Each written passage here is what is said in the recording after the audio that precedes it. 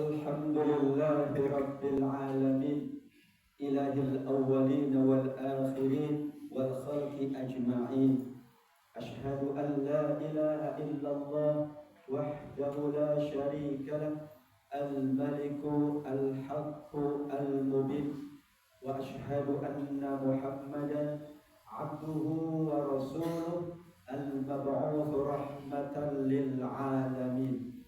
اللهم صل وسلم وبارك على سيدنا ومولانا محمد صلى الله عليه وسلم وعلى آله وأصحابه والتابعين لهم بإحسان إلى يوم الدين. فأوصيكم ونفسي بتقوى الله فقد فاز المتقون في الدنيا والآخرة. قال سبحانه وتعالى في كتابه الحكيم وهو أصدق القائلين: أعوذ بالله من الشيطان الرجيم.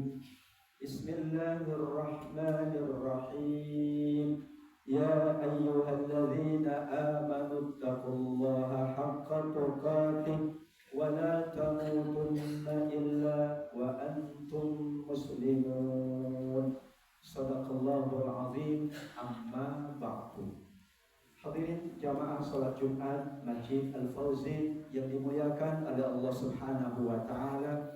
Alhamdulillah, kita selalu memanjatkan puji syukur kehadirat Allah Subhanahu wa taala, mengagungkan Allah, mengingat Allah, mensyukuri semua nikmatnya adalah media paling baik untuk kita mendekat dengan Allah. Manakala kita sudah dekat dengan Allah, maka Allah berkenan untuk memenuhi semua permintaan kita. Allah pula berkenan untuk senantiasa menghadirkan kebaikan-kebaikan dalam kehidupan dunia kita, juga kebaikan-kebaikan dalam kehidupan akhirat kita.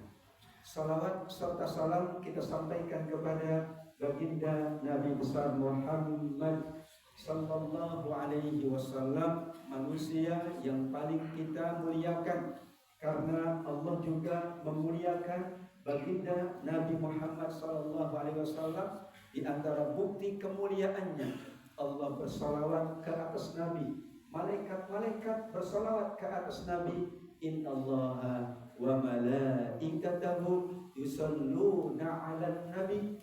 Maka kita pula selalu mengucapkan salawat dan salam, memuliakan Nabi, mengikuti semua tuntunannya. Mudah-mudahan kita bersama keluarga kita, sanak kerabat kita, hingga anak keturunan kita digolongkan sebagai umatnya Rasulullah yang layak mendapatkan syafaat di yaumil qiyamah. Amin ya rabbal alamin. Hadirin jamaah salat Jumat rahimakumullah. Al-Quran salah satu fungsi utamanya adalah menjadi petunjuk. Petunjuk itu artinya adalah Allah menyampaikan tentang hakikat manusia, kemudian Allah Subhanahu wa taala memberikan solusinya untuk kebahagiaan dunianya, juga kebahagiaan akhiratnya. Salah satu dari hakikat manusia yang Allah sampaikan di dalam Al-Quran adalah manusia amat sangat cinta dengan dunia, cinta dengan harta. Wa innahu lihubbil khairi lasyadid. Dan sungguh manusia itu amat sangat besar cintanya kepada dunia, kepada harta. Kata Imam Ibnu Katsir, sampai memiliki penyakit yang bernama tomak dan haloba, dan tidak mau memberikan kebaikan kepada sesamanya. Sahabat Ibnu Mas'ud radhiyallahu anhu membaca ayat ini, kemudian juga membaca surat Al-A'la ayat 16 dan 17. Bal tu'thirunal hayatad dunya. Beliau sampaikan itu kepada sahabat-sahabatnya yang hadir di masjid beliau, dan beliau mengatakan ayat ini ditujukan untuk kita semuanya. Sungguh kita lebih mementingkan dunia daripada akhirat. Padahal akhirat itu, kata Allah, lebih baik dan lebih utama. Dari situlah para ulama kemudian mengingatkan kita semuanya akan pentingnya menjadikan Al-Quran sebagai petunjuk, dalam arti Allah ingatkan hakikat manusia, kemudian Allah berikan solusinya, tuntunannya agar bahagia di dunia dan bahagia kelak di akhirat. Bagaimana tuntunan Allah Subhanahu wa Ta'ala tentang hakikat semua manusia? Yang pasti cinta harta, yang pasti lebih mengutamakan dunia. Hadirin jamaah salat Jumat yang dirahmati oleh Allah Subhanahu wa Ta'ala. Yang pertama, Allah menuntut agar manusia tidak lebih mencintai harta yang membawanya kepada penyakit tamak dan haloba tentang dunia. Maka Allah Subhanahu wa Ta'ala menuntun kita dengan kewajiban yang sangat mulia atas harta kita yang bernama zakat. Kemudian Allah sempurnakan dengan infak, sedekah dan wakaf. Kata Imam An-Nawawi, semuanya dalam rangka agar manusia tidak lebih cinta harta atau menghilangkan penyakit-penyakit yang terkait dengan harta. Maka Allah wajibkan zakat. Allah pula menganjurkan manusia, hamba-hambanya untuk memperbanyak infak dan sedekah serta wakaf sesuai dengan surat At-Taubah ayat 103, khudh min amwalihim shadaqatan tutahhiruhum wa tuzakkihim biha. Ambil wahai Rasul dari semua umatmu harta mereka dengan mereka menunaikan ibadah zakat, infak, sedekah dan wakaf, maka Allah akan membersihkan dan mensucikan mereka, mensucikan hati mereka dari penyakit tamak dan haroba, membersihkan harta mereka dari haknya orang lain. Wa fi amwalihim haqqul lis-sa'il wal mahrum. Sungguh pada harta siapapun ada hak bagi orang yang meminta-minta karena kebutuhannya atau tidak meminta-minta karena menjaga diri di hadapan Allah Subhanahu wa Ta'ala.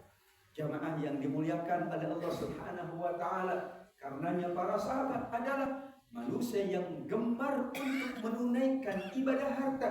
Saking gemarnya dicatat di surat At-Taubah, manakala mereka tidak mendapatkan harta yang mereka berikan untuk sesamanya, mereka menangis hazanan alla yajidu ma yunfikun, menetes air mata karena tidak mampu memberi yang ada pada diri mereka, karena memang tidak ada yang dapat mereka berikan.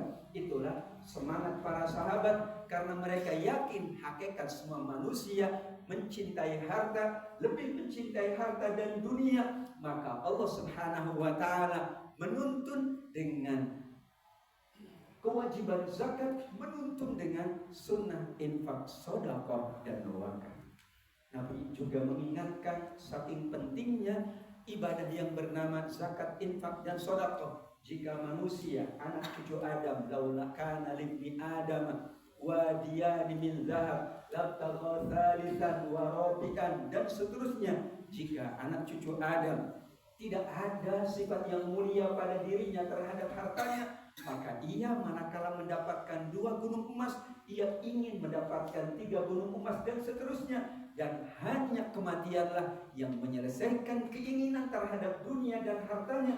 Menunjukkan bahwa zakat, infak dan sedekah, ternyata ibadah ini tidak Allah putus pahalanya meskipun orangnya sudah berada di alam kubur. Karena ibadah harta adalah ibadah yang berkekalan sampai hari akhirat kelak, terus mengaliri pahala orang-orang yang menunaikan ibadah harta, zakat, infak, sedekah dan wakaf. Inna nahnu nuhyil mauta wa naktubu ma qaddamu wa atharuhum. Sungguh kata Allah, yang Allah catat di surat Yasin ayat 12 adalah apa yang mereka kerjakan sepanjang usia mereka, kemudian yang mereka tinggalkan setelah mereka wafat. Yang ditinggalkan ada harta, yang ditinggalkan ada anak, yang ditinggalkan ada ilmu. Semuanya akan dicatat meskipun orangnya sudah meninggal dunia.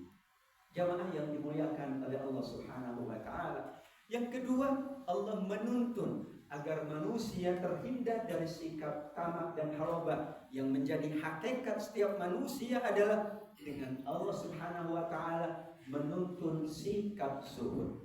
Zuhud itu bukan berarti tidak bekerja untuk dunianya. Manakala ia mendapatkan dunia, ia seperti sahabat Abu Bakar As-Siddiq radhiyallahu anhu.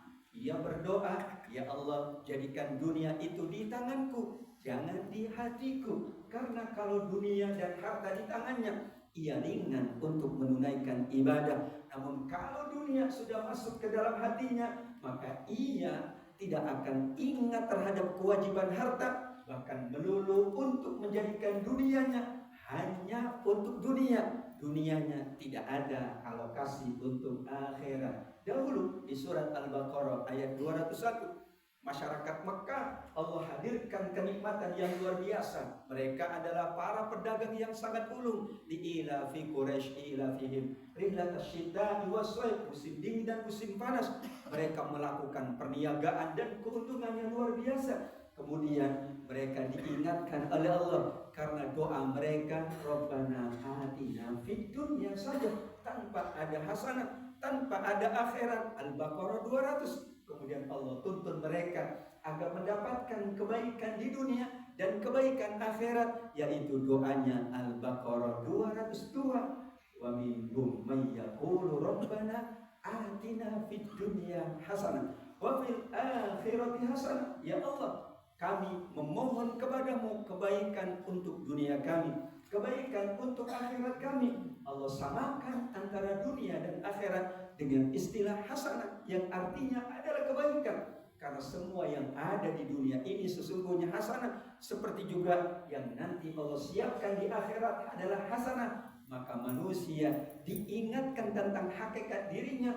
Kemudian Allah tuntun dengan sikap zuhud. Zuhud itu bukan berarti tidak mendapatkan dunia. Justru ketika dunianya lebih, maka ia menginginkan untuk kebaikan dunianya dan kebaikan akhiratnya. Nabi mengingatkan, izhad fid dunya yuhibbukallah, wazhad fi ma indan nas yuhibbukan nas. Kalau Anda bersikap zuhud, maka Allah mencintai Anda. Demikian juga kalau Anda bersikap zuhud kepada manusia, manusia juga mencintai Anda. Itulah tuntunan Nabi yang kedua, bagaimana hakikat manusia cinta kepada harta.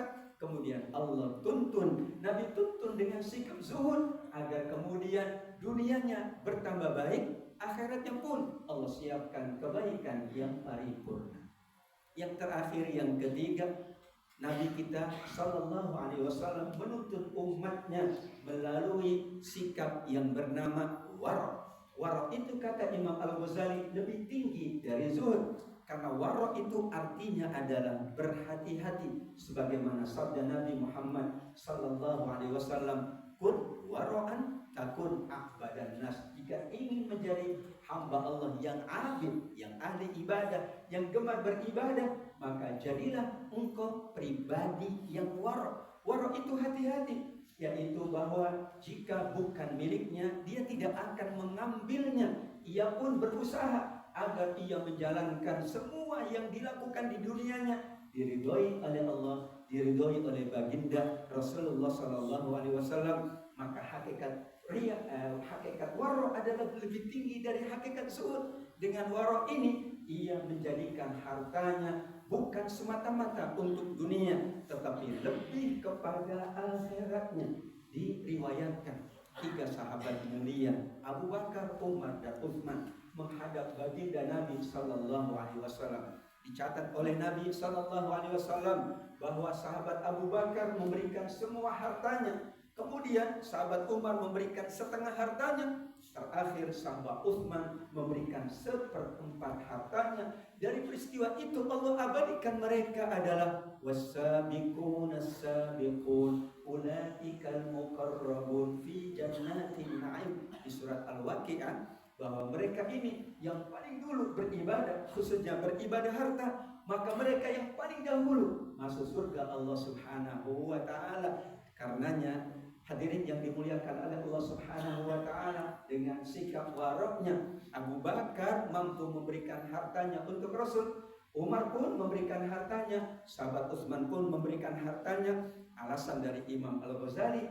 karena ketiga-tiganya memiliki sikap warok. Tercatat seorang guru Imam Syafi'i, namanya Syekh Waqi rahimahullah. Beliau pernah memakan apel yang hanyut di sungai. Kemudian setelah itu beliau berpikir bahwa apel ini bukan miliknya.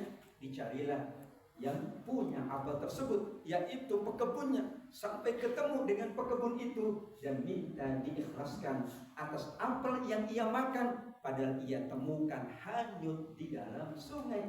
Itulah pribadi wara yang bernama Syekh Waqi, yaitu guru dari Imam Syafi'i rahimahullah. Demikian juga para sahabat dan para tabi'in yang lainnya. Dengan 3 solusi dari Allah, dengan 3 tuntunan dari Nabiullah, maka insya Allah manakala Allah hadirkan banyak limpahan harta dalam kehidupan dunia, kita mampu menunaikan kewajiban atas harta tersebut dengan zakat, kita sempurnakan dengan infak, sedekah dan wakaf.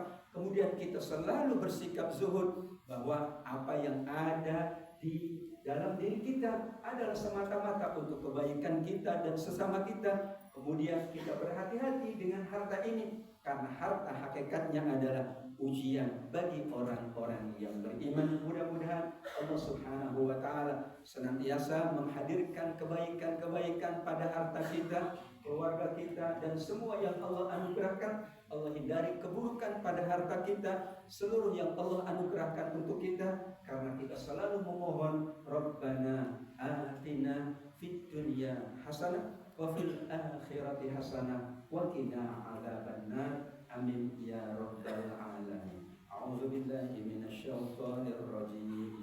Bismillahirrahmanirrahim. Wabtaghi fima ataakallahu ad-darul akhirah wa la tansa nasibaka minad dunya wa ahsin kama ahsanallahu ilaik wa la tabghil fasada fil ard innallaha la yuhibbul mufsidin.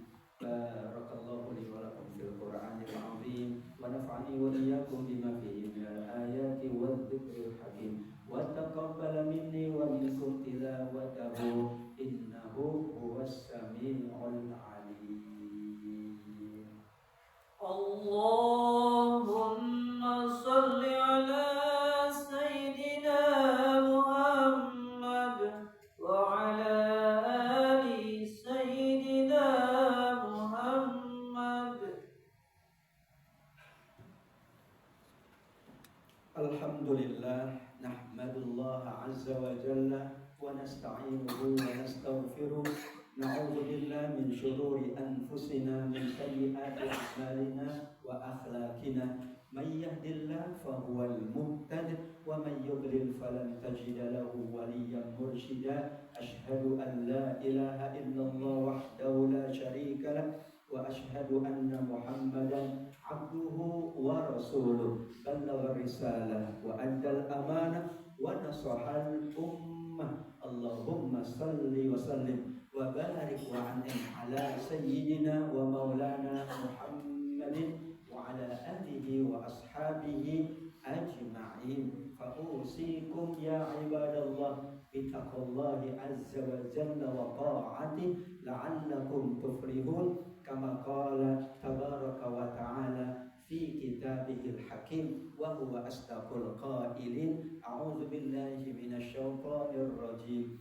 Bismillahirrahmanirrahim. Ya ayyuhalladzina amanu taqullaha wa kunu ma'as shadiqin. Sadaqallahul azim. Amma ba'du. Hadirin jamaah salat Jumat yang dimuliakan oleh Allah Subhanahu wa taala, Al-Qasas 77 semakin melengkapi panduan Al-Qur'an bagaimana bersikap dalam kehidupan dunia, yaitu kata Allah, carilah akhirat di duniamu, carilah akhirat dengan amal ibadahmu dalam kehidupan dunia ini. Kemudian perbanyaklah berbuat baik, sesungguhnya Allah mencintai orang-orang yang berbuat baik. Mudah-mudahan dengan karunia Allah, dengan semua yang Allah anugerahkan, kita mampu dan terus-menerus diberikan taufik oleh Allah untuk meningkatkan iman dan takwa kita melalui ibadah kita, amal soleh kita, dan kebaikan-kebaikan kita semuanya.